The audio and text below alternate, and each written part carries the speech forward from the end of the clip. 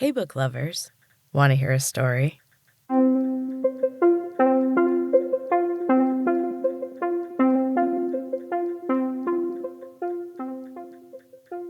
Welcome back to Storytime with M. This is a mini episode from M's Books and Cats podcast, where I am sharing a book with you, a chapter or two, sometimes a week. This week is a double episode. I have chapters 3 and 4. So please enjoy chapter 3 of SuperGym. Maggie's dad had always been her hero. Her mother never really loved her. She did nothing to hide her wish for a prettier daughter and was constantly reminding Maggie of her many shortcomings. Her mother was thin and beautiful. She ate very little and subsisted on SuperGym shakes and vitamins. She did her hour of training, but her effort was minimal. She just naturally fit the ideal and could never really understand the struggle. Maggie was soft and round like her dad. When she was little, she had enjoyed reading and watching the old shows that her dad loved. They were antiquated stories about space and time travel.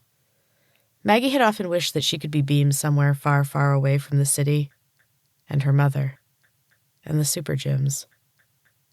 She was only 9 when Benjamin Pratt took over Famicili. It didn't take long for his SuperGyms to dominate the skyline. He passed laws that banished junk food and required anyone with a fat rating of 2 or higher to exercise for a minimum of 4 hours a day. No one tried to stop him. The beautiful people were quietly happy that they no longer had to look at the fatties, and the fatties were too embarrassed and scared to speak out against him. Anyone who did dare to protest soon went missing. Maggie's father was one of the first to disappear. The last uprising had been a little more than 6 months ago, the final purge. The Health at Any Size coalition had grown for several years after Benjamin Pratt took over Famicili. The fatties joined together to fight for acceptance and respect in the face of the growing SuperGym craze. Maggie considered joining them many times over the years. She was young, but they would have taken her. They might have even tried to protect her. But in the end, she couldn't do it. She was not proud of her fat.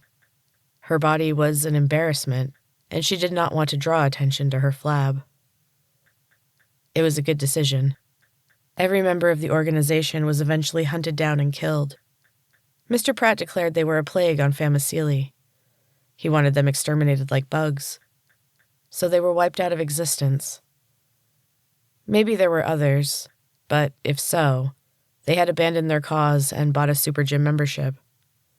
Everyone did if they wanted to survive. The final purge was the worst. Some of the strongest members were the last to be rounded up. They had gone into hiding, and it took Mr. Pratt's goons a long time to find them. The day they were captured, Maggie felt her last ounce of hope die. They bound the fatties' hands and feet, and several of the strongest SuperGym trainers dragged them through the streets. Their screams filled the air as everyone gathered in the park to watch the final executions. The hangings had been terrible, but this was worse. They were trussed up in front of everyone and hung like pigs over hot coals. Some cried. Some begged for leniency. The strongest of them remained silent. They watched the growing crowd with looks of disdain. But this was a mistake. Benjamin Pratt had to make an example of them. His trainers killed the criers first. They were the lucky ones. A quick slash across their throats and it was over. The silent ones suffered the most. Mr. Pratt gave a speech before the executions. He listed their numerous offenses and whipped the crowd into a frenzy. Maggie joined in. Everyone did. It wasn't safe to stand out from the group. She screamed and stamped her feet. She shook her fists in the air. Mr. Pratt walked out into the crowd and selected 3 people. Maggie was the last one chosen. Her knees were weak as she followed him to the stage. She was certain it was her time to die. Instead, he handed her a knife. She didn't want to do it, but she didn't have a choice. She clutched the handle of the knife and tried to slow her racing heart. Maggie put the blade to the man's throat, but Mr. Pratt stopped her hand. They were not going to die that day. Not by her hand, anyway. For one very brief moment, Maggie was relieved. The trainers surrounded her. They crossed their arms over their chests and formed a tight circle around her and the fatty. They forced her to strip the man, first of his clothing, and then of his flesh. She gagged as she carved the fat from his body. He was a large man, and he held out for as long as he could. Then he began to scream. He cried and fought against the restraints while she cut. Blood spilled everywhere. It splashed over her shoes and splattered her legs. The crowd was cheering and screaming wildly, like animals. Maggie was crying so hard she could barely see. She threw up, but the trainers would not let her stop. She kept cutting until the man was unrecognizable. Mr. Pratt parted the wall of muscle and examined her work. A small smile crept onto his lips, and he gave her a slight nod. He slashed the man's throat with one quick motion. Maggie screamed and buried her face in her blood-soaked hands. She hadn't slept for a year afterward. Chapter 4. They were changing the fat rating system again. Every time the system changed, the numbers were harder to achieve. Maggie had an FR of 4. The new system would make it a 7. It was far beyond the acceptable range, but that was nothing new. She had never had an acceptable fat rating. No one cared at first. Benjamin Pratt only took an interest in her when her mother was promoted to trainer.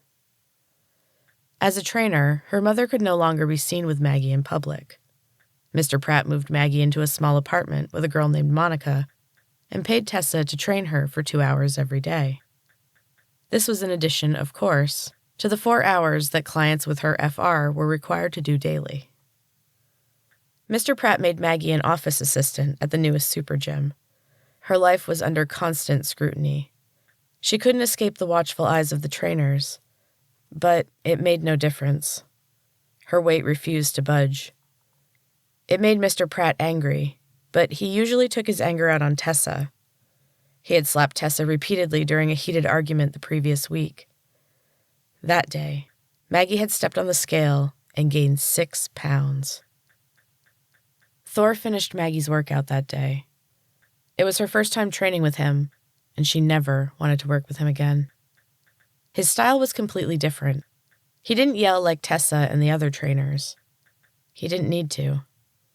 His sheer size was enough to intimidate, and his pale eyes gave him a sinister look.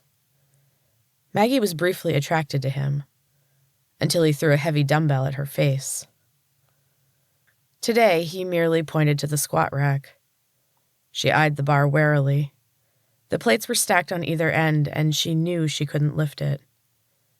She was exhausted. Day after brutal day, she trained. For nothing. She wasn't getting smaller. Her limbs were heavy. Her joints ached and cracked when she moved. She didn't have anything left to give, but he still wanted more. His hand darted out and pinched her hard on her squishy behind. She let out a startled squeak, which immediately shocked and mortified her. He just stared at her, expressionless, but his eyes were daggers. Other clients were watching her. Their trainers were watching. Maggie could feel their smug, amused stares. Her cheeks burned. Thor raised his toned, tattooed arm and pointed again. "You're gonna get it. Better start lifting." She shuffled her tired bones to the rack and positioned herself under the bar. She sighed as the weight settled upon her shoulders. Thor snapped his head around and caught the others staring. They jumped back into action. The trainers yelled louder and piled on the weights. Clients groaned and whimpered as they struggled to lift. Thor turned his attention back to Maggie. He spoke in monosyllables and grunts, commanding her to push her body beyond its limits. It went on for hours, When she collapsed on the floor from exhaustion, he put a 45-pound plate on her back and made her do push-ups. She forgot everything. She forgot Tessa and the blood. She forgot the sickening crack of her hand making contact with Tessa's jaw.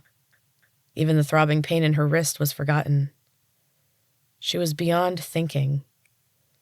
Everything hurt too much. Finally, as she lay on the floor in a quivering ball, he tossed a towel at her and told her to take a shower. She sat up slowly and tried to fight the blackness that was creeping in around the edges of her vision. She didn't want to pass out. Thor knelt beside her and put his face close to hers.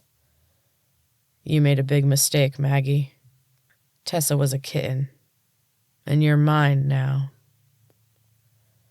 His smile was worse than his usual scowl, and Maggie knew she was going to die. His sharp, icy eyes were the last things she saw as the darkness closed in completely. Thor stood up and examined his work. The gym was empty. Daily quotas were filed, and everyone was home preparing their evening meals. Soon the whole city would be asleep. Thor looked at Maggie once more before turning out the lights. He shook his head and left her in the darkness. A small shadow of a smile creased his stern face as he locked the doors and popped in his earbuds. Thunderous guitars and crashing drums filled his ears as he began his long run home. And that is the end of Chapter 4, book lovers. I hope you are enjoying SuperGym, and make sure to come back next week for another new chapter.